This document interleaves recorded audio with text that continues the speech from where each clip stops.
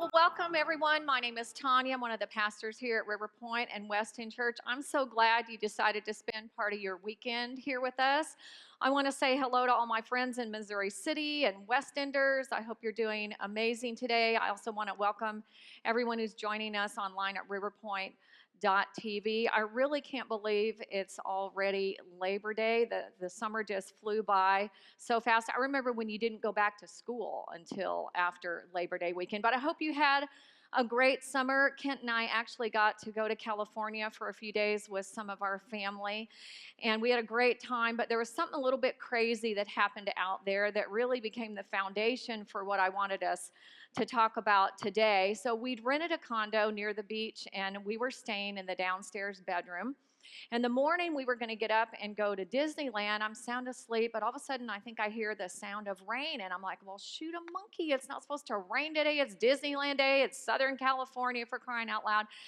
And then all of a sudden I feel dripping on my face, and then I feel dripping all over the room. I mean, it's dripping everywhere. And so I jump out of bed, I'm screaming, Kent, it's raining in here. He's screaming, that's impossible.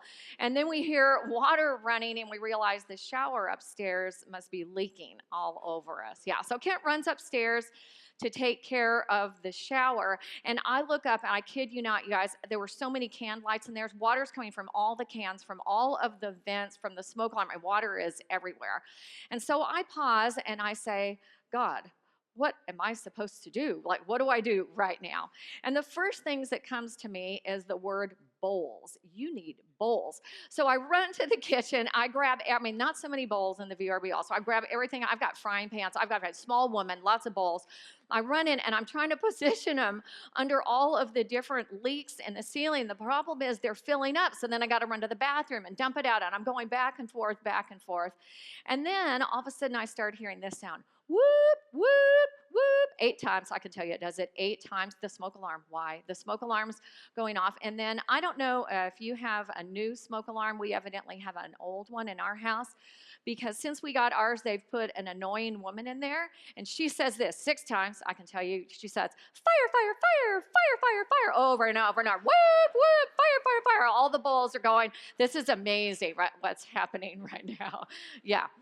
Have you ever pulled a smoke alarm out of your ceiling at home or gone to CVS in the night to get a battery? I wanted to do both of those things, but I couldn't. So I'm still asking God, what is it that I'm supposed to do? What is my next step? And it comes to me that that annoying woman is probably screaming fire, fire, fire to the fire department. And we really don't want them to come. So we call the fire department and say, please don't come. Clearly, we do not have a fire problem. We have a water problem. We do not need more water. And I don't know how long all this went on. It went on a really long time. And finally, the water stopped dripping. The women stopped screaming. The whooping stopped. We did a little bit of cleanup. And then, by golly, we were going to Disneyland. If you know me, you know we were going to. So we went to Disneyland, and it all turned out fine. But as I looked back on this later, here's what I realized: how quick I am to call on God and listen for Him, listen for His voice, or for Him to respond when there's a crisis, when there's something big going on. But how long I can go without listening or communicating with Him in the day-to-day of life. And I don't think I'm alone in this. And I get it, listening's hard enough when we can see the person face to face. And it's even more difficult when we can't see them or audibly hear their voice. So I thought it would be helpful for us to take a few minutes today and talk about how we can better hear from God.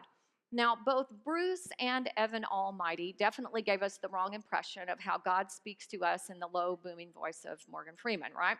So I want us to get a better picture of how He communicates with us through a couple of people in the Old Testament who struggled with hearing from Him as well.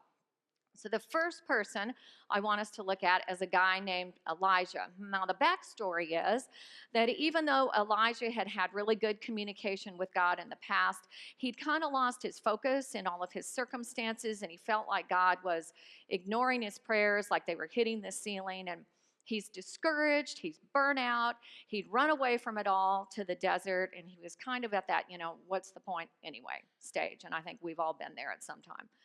But after about 40 days of being in the desert physically and really spiritually, Elijah told God he was ready to have some open communication with him again. And God responded by telling him to go to a remote mountain, to stand there and to wait expectantly because he was going to show up. He was going to reveal himself there. So he says this is what happens. A great and powerful wind tore the mountains apart and shattered the rocks before the Lord, but the Lord was not in the wind.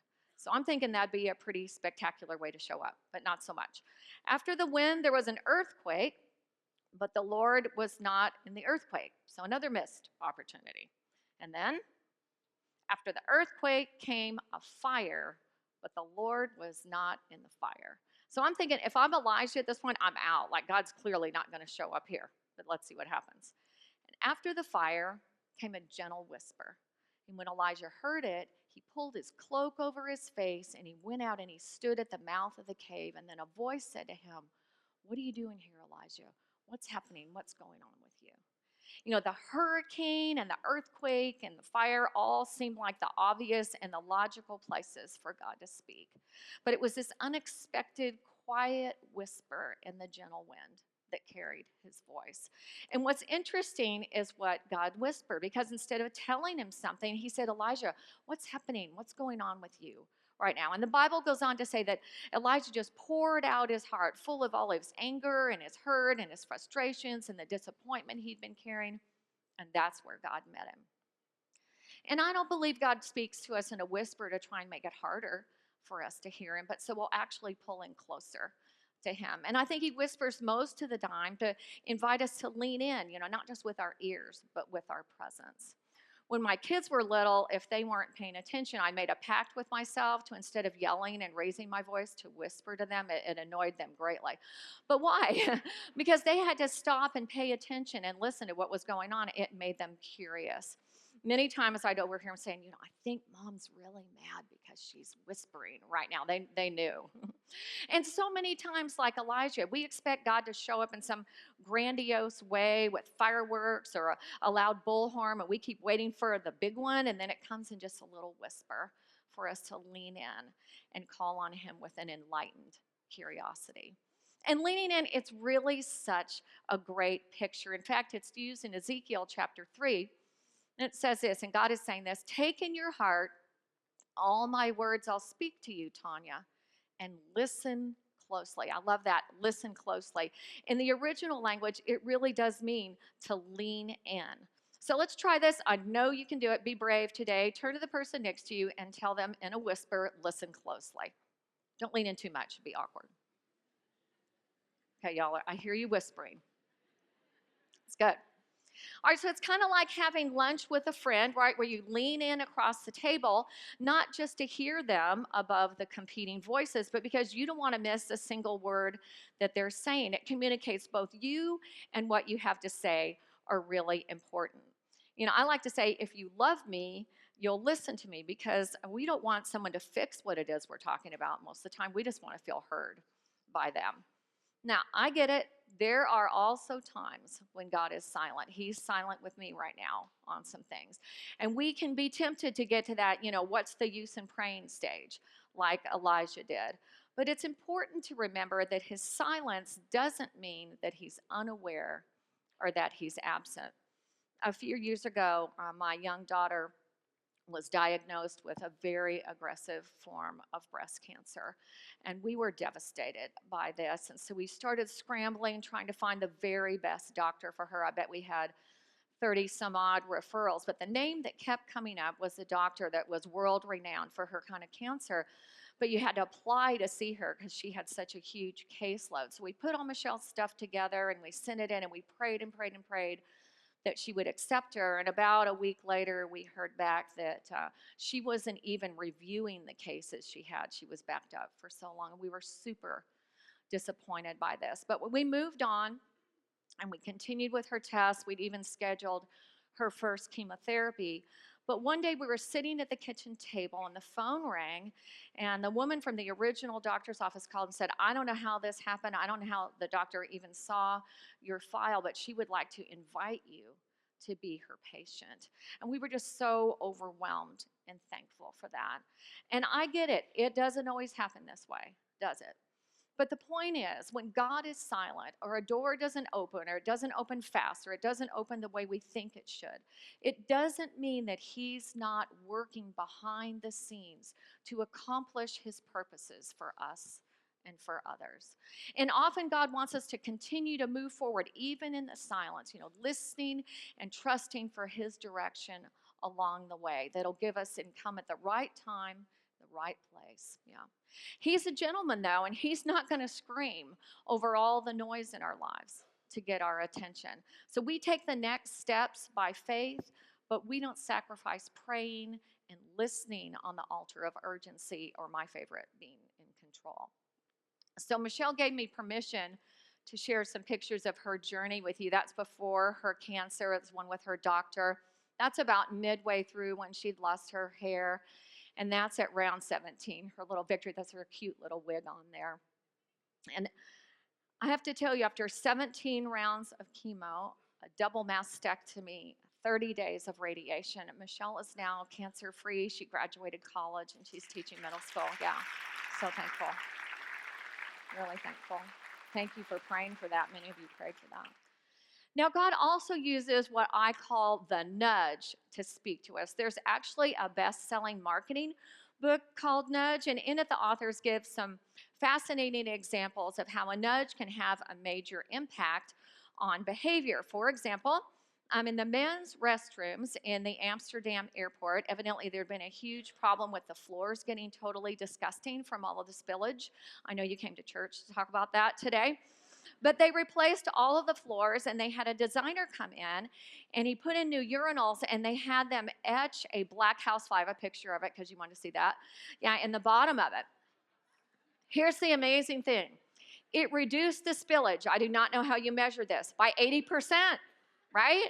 80%, that's a huge number, because evidently when a man sees a fly, something has to happen, right? And there's power in the nudge. It's amazing, right? Okay.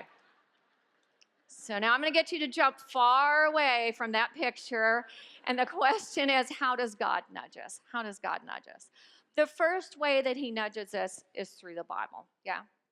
So God wrote this book is His way of communicating His heart and His mind and His will for us. Now, it's not like a spiritual rabbit's foot where we play some kind of Bible roulette with it, where we, say, God, what do we do about my marriage? And so we open it up to wherever it falls, and we close our eyes, and we take our finger, and it lands on a verse, and the verse says, my breath is offensive to my wife, and I'm loathsome to my own family. Job, it is in there. You look it up when you go home, 19:17, for real. And this may or may not be true about you, I don't know so much, but yanking a verse out of context probably isn't going to help your communication problems in your marriage. That one might help a little bit, but you get the point. The fact is, the more we understand about who God is and His heart through His word, the more we'll be in tune with His will and His desires for us. And I love David's description of how it works. He says this, your word is a lamp for my feet, and it's a light on my path going forward. So the truths in the Bible help light up not only the next step that's right in front of us, but also the road that's ahead of us. And then God's Spirit directs us as we walk it out. Now, besides listening prayer and the word, God also nudges us through other people. And this is one of the reasons why our Pastor Patrick is encouraging every single one of us to get in a small group so we can get with some other people who are wanting to grow in their faith as well. And I really love what it says in the book of Hebrews about this. It says this, let's think of ways to motivate one another to acts of love and good works. Let's not neglect our meeting together, my translation, in small groups, as some people do, but encourage one another, especially now that the day of His return is drawing near. And I can tell you, I absolutely would not be the person I am today were it not for the people who've come alongside me over the years in small groups to encourage me. A couple years ago, someone had written some pretty ugly things about my husband and me, and not only were they not true, but they fully misrepresented our hearts. And we were super hurt by that. And usually I can let those things roll, but this one had really gotten under my skin. And finally, one of my friends from one of my small groups said, Tanya, how long are you going to nurse that wound? And it was such a good question because it encouraged me to just forgive them and let that go. The thing is, if we're open to listening, God may just use other people to help communicate his heart and his best for us. So he nudges us through listening prayer, through his word, and through others. He also nudges us through what I call, it's like a tug in our spirit. So before Jesus left his time on earth, he promised that he would send his spirit to live inside of us as kind of a counselor and a guide to help us follow his will. And you have to be careful on this, that it isn't your breakfast tacos or your barbecue talking. That can happen. But one way to discern that a nudge is from God is that often it won't have anything about you or your agenda to do with it. And I want to give you a great picture of this. A couple weeks ago, Kent and I were in another city, and I decided that I wanted to go to this outdoor mall to check out a store I wanted to visit. And when we got to the mall, Kent noticed that there was a men's shirt shop across the street. So we did the divide and conquer thing, and I went into my store, and he went over there to the shirt shop, and I didn't find what I was looking for. So I crossed over, and when I came inside, he was in the process of checking out. And he was visiting with a young man who I would say was probably in his early 20s. And Kent and I have some special people in our family with special needs. And so I'm super sensitive and in tune with that. And immediately I could tell that this young man was extra special. And it was kind of an awkward conversation that was happening. And later in the night, when Kent and I got in the car, we were talking about how amazing it was that he had this retail job and how challenging it must be for him to be in that extremely social environment. Well, later that night, Ken came in and he said, Tanya, I think I know why we went to that mall and that store today. And I said, why? And he said, well, when we got home, I felt this nudge to look up the number and call the manager of the store and tell her what a great job that young man did with me today. And when she answered the phone, she said, well, thank you so much for calling, because, and she didn't explain all this, but she said, he's new with us and this is his very first job, right? So great. Yeah.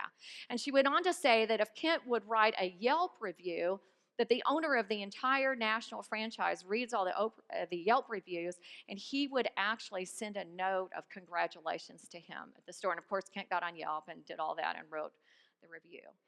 But we sat there in tears, you guys, knowing that God had nudged him in a totally different city to go to a mall, to a store he never planned to go to, right? And to write a note about a young man who God sees and cares deeply about and wanted to encourage. And it's just so humbling to be invited into God's nudges, isn't it? Yes. So nudges come through listening prayer, through God's word, through other people, through his spirit speaking to ours. And finally, they come by being in what I call a posture of readiness.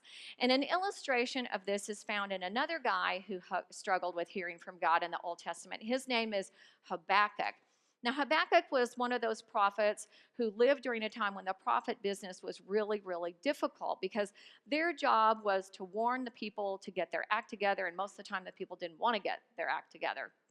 So for some time, Habakkuk had been encouraging and warning the children of Israel to just turn back to God. But the people were basically bent on doing things their own way, and they continued to ignore Habakkuk and God's warning. So at this point in history, Habakkuk, he's fed up with them. He's fed up with God for not listening and doing something about it. And I want you to see what he says to God in Habakkuk chapter 1. He says this, "How long, O Lord, will I call for help and you will not hear? I cry out to you violence. It's everywhere. You don't save. Why do you make me see iniquity and cause me to look on wickedness? Yes, destruction and violence are before me. Strife exists and contention arises. And therefore, the law is ignored. Justice is never upheld. The wicked surround the righteous. Therefore, justice comes out perverted." So we've got a big mess here. It's a little bit 2018-ish. But God answers Habakkuk in the next few verses. And he says, I'm going to deal with this situation, but by using a people that are far worse than the Israelites ever thought about being to get their attention. And Habakkuk is not happy. This was not what he expected, nor the route that he wanted God to take. But something shifts in Habakkuk, something changes when he decides to change both his posture and his position. So, watch what's different here. Chapter 2. Okay, then, I will stand on my guard post. I'll station myself on the rampart. We'll talk about that in a minute. I'll keep watch to see what he will speak to me and how I may reply when I am reproved. So something's different here. You know, Habakkuk now puts himself in a position to truly hear God's heart. The phrase to station means to firmly plant oneself or to commit. You know, he doesn't have one foot in and one foot out. So he digs in, he plants himself in what I'm going to call a ready position to receive what God wants to say to him now over everyone else. And I really love the whole idea of being in a ready position. Think for just a minute of all the ready positions there are in sports alone. I brought some of my favorites for you to look at. But as you look at these, think about this. Being in a ready position means what? You know, it means I'm expectant. I'm ready to receive. I'm ready to respond and act on what I receive. And this is also true about being ready to hear from God. So I want you to think about this for just a minute. Maybe God is speaking into our lives. Maybe he really is. But we haven't put ourselves in a position to hear him. Maybe it's about our position. And for Habakkuk, that ready position was actually on a rampart. Now, a rampart was a protective wall that surrounded a city. We have a picture of that. And even more specifically, it was a tower on the wall that was at the front of the city. So when you stationed yourself on the rampart, you'd get a totally different perspective. Think about it. From the rampart, you'd see the weather that was coming in the distance. If a nation was going to attack, you'd have the perspective of the size and the scope of the army. You know, sometimes you'd see an attacking army was coming, but then you'd see an allied army was coming too. So from the rampart, you'd have a perspective you'd never ever have from the ground. So now Habakkuk, he wants God's perspective more than he wants him to get on with it and fix things his way. And his focus shifts from everyone else to what God has to say to him in the process. So from this position, you can ask God questions like, you know, how do you see my marriage? What's your perspective on my relationship with my husband or my wife? How do you see my job right now and my relationship with my boss or my annoying coworker or my friend? Whatever that perspective is. Recently, Kent and I had a meeting at the Capitol building in Austin, and you may already know this, but if you position yourself in the gallery, even if it's 100 feet away, you can actually hear what the person who's standing in the very middle of the Capitol floor is saying, even in the most quiet whisper. It's amazing. You should try it when you're there. But again, it's about putting ourselves in a position to hear. And I really love these examples of how David prayed in the Psalms. He says, Lord, hear me as I pray. Pay attention to my groaning. Listen to my cry for help, my King and my God, for I pray to no one but you. And then he says this, listen to my voice in the morning, Lord. Each morning I bring my requests to you, and I wait how? Yeah, expectantly. Love that. And then later in the Psalms, he says this, because God bends down, think of that picture for a minute, to listen, I'll pray as long as I have breath. Such a beautiful picture, because as David is praying intentionally and expectantly, God is bending down to listen and hear his prayers. So my encouragement for us today as we move into the busyness of fall, and I get it that it's already here, you know, that we intentionally put ourselves in a position to be able to receive and hear those nudges from God. Not just, you know, when the water's coming through the ceiling and the annoying woman is screaming, but really in the day-to-day of our everyday life. So I thought it would be good for us today as we close to practice feeling and hearing those nudges. So would you pray with me for a few minutes, and let's do that together. So let me ask you this as we start. What's God whispering in your ear right now?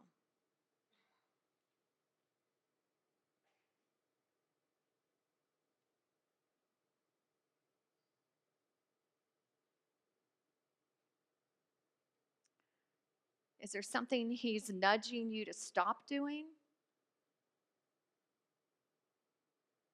I know this week He nudged me to stop using a particular tone in my voice at one point. Is there something He's nudging you to stop doing?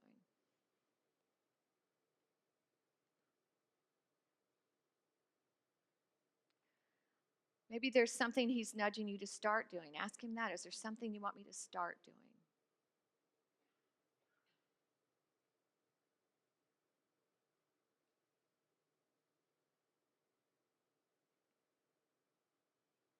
Maybe there's someone He's nudging you to reach out to. Ask Him about that.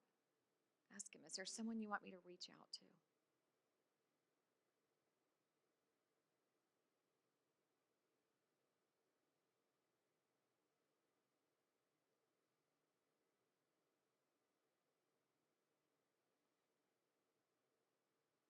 And if you've never really had a communication with God before, maybe you've never begun a relationship with Him. You can do that right here today in your seat. You can just say to Him, God, I'm a mess. And just so you know, every single one of us in here today is a mess. I'm a mess. But just tell Him, my sins got in the way for my relationship with you.